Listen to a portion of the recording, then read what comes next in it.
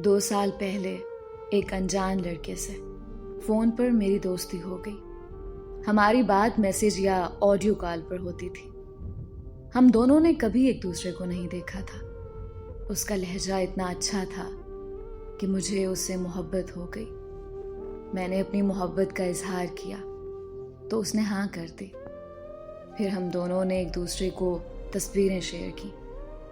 एक दूसरे को देखने के बाद हमारी मोहब्बत में शिद्दत और बढ़ गई। 6 महीने गुजर जाने के बाद मुझे पता चला कि जो तस्वीर उसने मुझे भेजी थी वो उसकी नहीं बल्कि उसके कज़न की थी। मुझे बहुत दुख हुआ।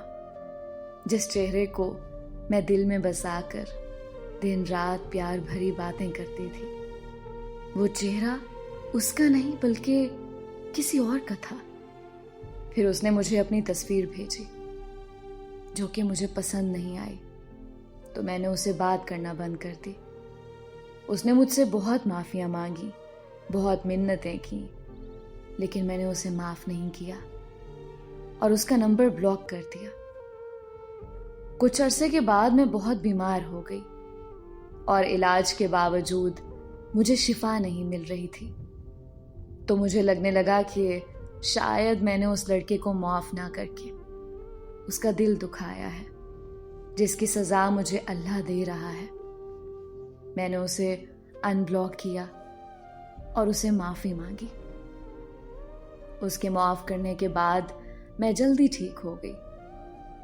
हम फिर से एक दूसरे के साथ दिन रात बातें करने लगे।